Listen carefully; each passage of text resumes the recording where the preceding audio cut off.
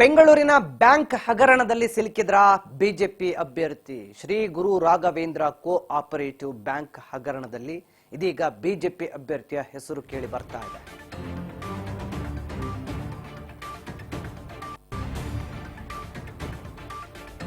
Shri Guru Raghavendra co operative bank ಹಗರಣದಲ್ಲಿ ಈ BJP ಅಭ್ಯರ್ಥಿಯ ಕೈವಾಡ ಇದೆಯಾ?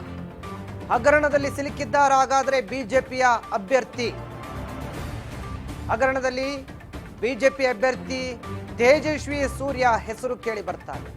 ಒಂದಲ್ಲ ಎರಡಲ್ಲ, 2400 ಕೋಟಿ ರೂಪಾಯಿ ಹಗರಣದಲ್ಲಿ ಇದೀಗ ಬಿಜೆಪಿ ಅಭ್ಯರ್ಥಿ ತೇಜಸ್ವಿ ಸೂರ್ಯ ಹೆಸರು ಕೇಳಿ ಬರ್ತಾರೆ. Guru Raghavendra co operative bank ಸಭೆ ನಡೀತು ಇತ್ತೀಚೆಗೆ ಕೆಲ ದಿನಗಳ ಹಿಂದೆ. ಆ ಸಭೆಯಲ್ಲಿ ಸಾಕಷ್ಟು ದೊಡ್ಡ ಮಟ್ಟದಲ್ಲಿ ಗೊಂದಲಗಳು ಕೂಡ ಆಯಿತು, ಗಲಾಟೆ ಕೂಡ ಆಯಿತು.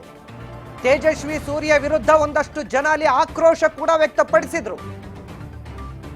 ಆ ಸುದ್ದಿ ಈಗ ಬಹಿರಂಗವಾಗ್ತಾ ಇದೆ. ಅಲ್ಲಿ ಏನ್ ನಡೀತು ಅನ್ನೋ ವಿಚಾರ ಈಗ ಬಹಿರಂಗ ಆಗ್ತಾ ಇದೆ. Shri Guru Raghavendra co operative bank ಹಗರಣದಲ್ಲಿ ಬಿಜೆಪಿ ಅಭ್ಯರ್ಥಿ ತೇಜಸ್ವಿ ಸೂರ್ಯ ಸಿಲುಕಿದ್ದಾರಾ ಅನ್ನುವಂತ ಅನುಮಾನ ಮೂಡ್ತಾ ಇದೆ. ಕೇಂದ್ರ ಸರ್ಕಾರ ಇದೆ, ನಿರ್ಮಲಾ ಸೀತಾರಾಮನ್ ಇದ್ದಾರೆ, ನಾವು ಮೋದಿ ಅವ್ರ ಹತ್ರ 5 ಲಕ್ಷ ಕೊಡಿಸ್ತೀವಿ, ಇನ್ಶೂರೆನ್ಸ್ ದುಡ್ಡೇನು ಧರ್ಮಕ್ಕೆ ಕೊಡ್ತೀವಿ ಅಂದರೆ ಎಲ್ಲಾದರೂ ಆಗ್ತದೆ. ಈ ಬ್ಯಾಂಕ್ ರಿವೈವ್ ಮಾಡಬೇಕಾಗಿತ್ತು. ಇದಕ್ಕೆ 2ರಷ್ಟು 3ರಷ್ಟು ಮೋಸ ಆಗಿದ್ದು ಬ್ಯಾಂಕು ಮಹಾರಾಷ್ಟ್ರದಲ್ಲಿ ರಿವೈವ್ ಆಯಿತು. ನಿಮ್ಮ ಯೋಗ್ಯತೆಗೆ ಇದನ್ನು ಮಾಡ್ಸೋಕ್ಕಾಗಿಲ್ಲ. ಜನರಿಗೆ ಏನಾದರೂ ಒಳ್ಳೇದು ಮಾಡೋದು ಕಲ್ತ್ಕೊಳ್ಳಿ. ಈ ಸಲ ಇದರ ಪ್ರತಿಫಲ ನೀವು ಅನುಭವಿಸ್ತೀರಿ ಅಂತ ನಾನು ಹೇಳ್ತೀನಿ. ನೋಡಿ, ಚಾರ್ಜ್ ಆಗೋದು ಬೇರೆ, ನಾವು ಸಾರ್ವಜನಿಕ ಜೀವನದಲ್ಲಿರೋರು. ತೇಜಸ್ವಿ ಸೂರ್ಯ ಅವರು ಇವತ್ತು ಇಡೀ ರಾಘವೇಂದ್ರ ಬ್ಯಾಂಕಿನ ವಿಕ್ಟಿಮ್ಸ್ನ ಗೂಂಡಾಗಳು ಅಂತ ಕೇಳಿ ಅವಮಾನ ಮಾಡಿದ್ದಾರೆ. ಇದು ತೇಜಸ್ವಿ ಸೂರ್ಯ ಅವರು ಹೊಂದಿರುವಂಥ ಒಂದು ಕಲ್ಚರ್, ಅವರ ಸಂಸ್ಕೃತಿ. ಯಾರಿಲ್ಲ ಪಾಪ, ಅವ್ರು ಯಾರೋ ಡೆಪಾಸಿಟರ್ಸ್ ಇಟ್ಟವರು ದುಡ್ಡು ಕೇಳಿದ್ರೆ ಅವ್ರು ಗೂಂಡಾಗಳ? ಇವ್ರು ಹೇಳಿದ್ದಕ್ಕೆ ತಾಳ ಹಾಕೊಂಡು ಕೂತಿದ್ರೆ ಅವರೆಲ್ಲ ಒಳ್ಳೆಯವರ? ಪ್ರಶ್ನೆ ಮಾಡಬಾರ್ದು ಯಾರೂ. ಅಲ್ಲ, ಸುಮ್ಮನೆ ಅವ್ರ ಮೂಗಿನ ನೇರಕ್ಕೆ ಅವ್ರ ಅಂಗಡಿ ಓಡಿಸ್ಕೊಳೋಕ್ಕೇನೋ ಹೇಳಿದ್ರೆ ಅವೆಲ್ಲ ಒಪ್ಲಿಕ್ಕೆ ಆಗೋದಿಲ್ಲ. ಸುಳ್ಳು. ಅವ್ರು ಕ್ಷಮೆ ಕೇಳಬೇಕು. ಜನರಲ್ಲಿ ಬಂದು ಆಚೆ ಬಂದು ಕ್ಷಮೆ ಕೇಳಬೇಕು. ಅವರು ತಪ್ಪಾಗಿದೆ, ಏನೋ ಮಾತಿನ ರಭಸಲ್ಲಿ ಹಂಗೆ ಹೇಳಿದ್ದೀನಿ ಅಂತ ಬಂದು ಅವ್ರು ಕ್ಷಮೆ ಕೇಳಬೇಕು. ಸರ್, ಇದು 2400 ಕೋಟಿ ಹಗರಣ.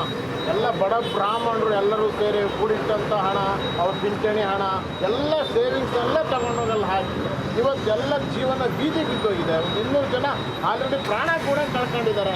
ಆದರೂ ಸಹಿತ ಇದ್ರ ಬಗ್ಗೆ CBI CID ಏನಾದ್ರೂ ಕೂಡ ಇದಕ್ಕೆ ಯಾವುದೇ ವಿಚಾರಕ್ಕೆ ಸಂಬಂಧಪಟ್ಟಂಗೆ ಇದಕ್ಕೊಂದು ತಾರ್ಕಿಕ ಅಂತ ಸಿಗ್ತಾ ಇಲ್ಲ, ಅವ್ರಿಗೆ ನ್ಯಾಯ ಸಿಗ್ತಾ ಇಲ್ಲ.